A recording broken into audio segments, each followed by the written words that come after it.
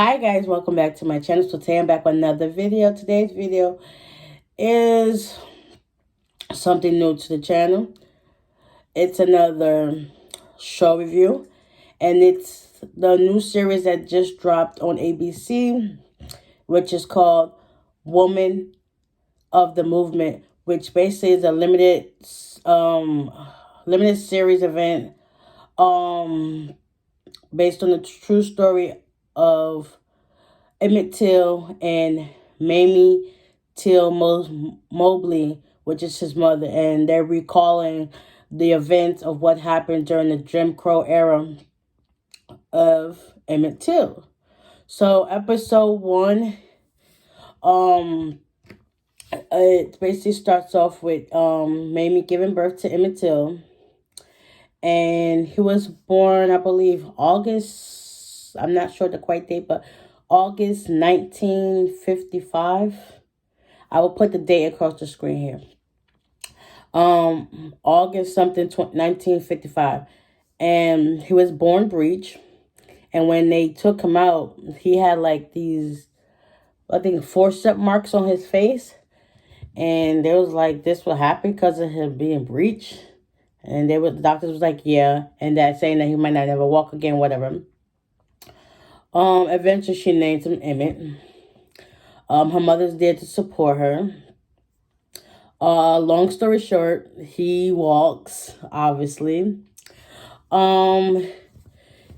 He starts, coming of age, because it's just him and his mother, and then his grandmother stops by sometime, and then it's his mother's boyfriend that's in the picture.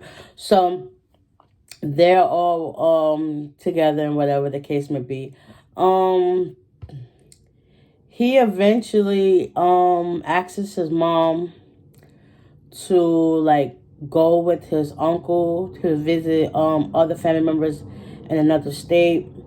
And at first she was like, no, because everything is not what it quite seems to be, because at that time, whites and blacks didn't get along like that. So she just wanted to make sure her son was safe and whatever. So he kept asking her, and eventually she was like, okay, you can go.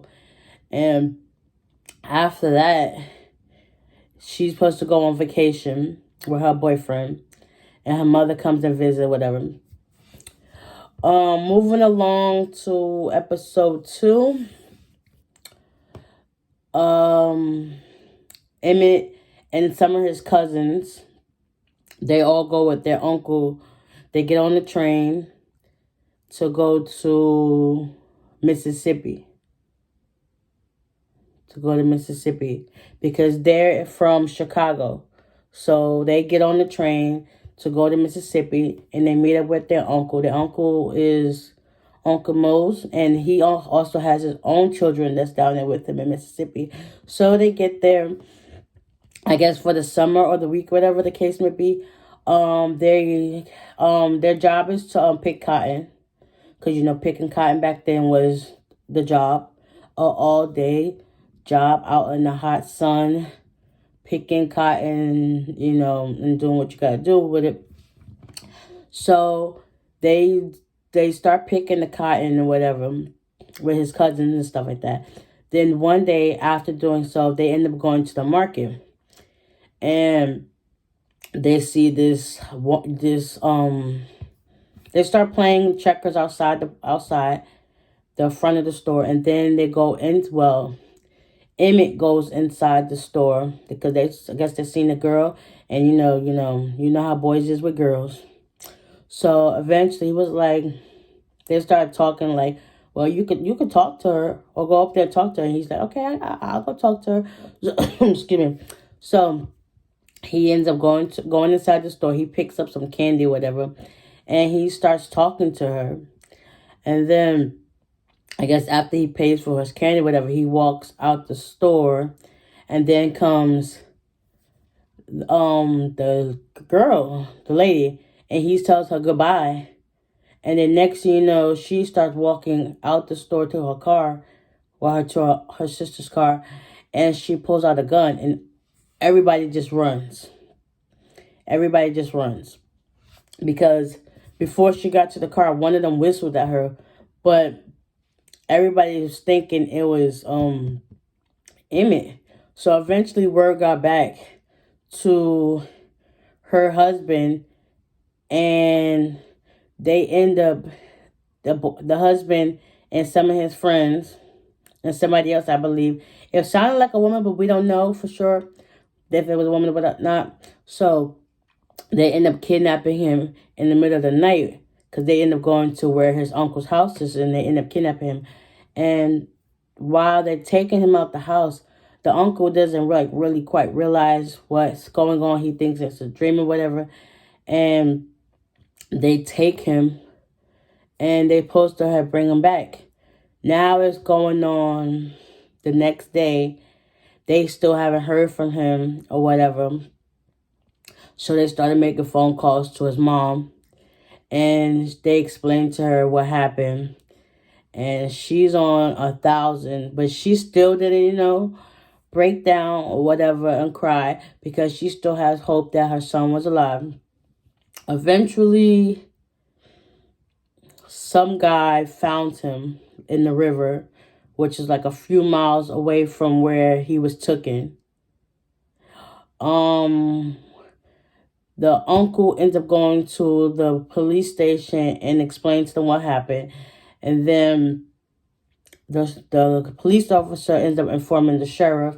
And then the sheriff ends up talking to her husband and explaining to him like what really went on and what really happened. So the husband, the lady from the store, her husband saying, well, he was the wrong guy and I sent him back. So if you sent him back, why is he still missing? And it wouldn't be what it is. So the sheriff, I don't know if he was buying it or whatnot, but it's like back then, it's he said, she said, but in the majority of cases, it's going to be what the white person say. They're going to believe it. So his mother gets word that he still wasn't back, and she gets in touch with the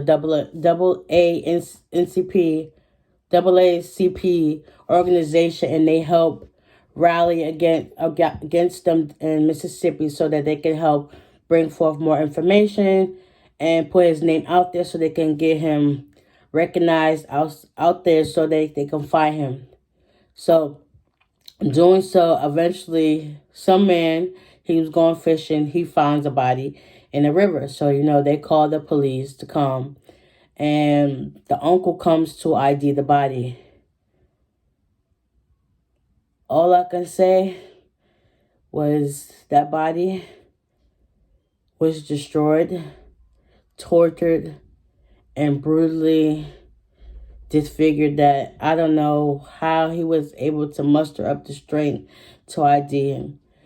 When they finally figured how to get him back to Chicago where his mom is, she got to see the body and I got to see the body, because I was like, I want to see, because even to this day, like they said, he was badly beaten or whatever.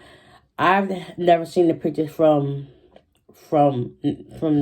now to from the show, but it was crazy what they did to him. Like, watching this series so far has really brought light to how his life was. He was really a good kid, and he was only 14, that he had to suffer as such a fate of grown men. Mind you, he is a child. Back then, they didn't care whether you was a newborn or not. They gonna get you for whatever they think you did. So they eventually was going to held a funeral, and yeah, they're going to get his name out there, get all the right information so that they can press charges, because what they did wasn't right. That was totally uncalled for. But can't wait to see what happens in episode 3. So, guys, if y'all enjoyed this recap of episodes 1 and 2 of Women of the Movement, recapping of Emmett Till and his mom, Mamie Till-Mobley story, please give me a like, comment down below, hit the subscribe button so that you can be notified every time I post. And I will see you in the next one. Bye.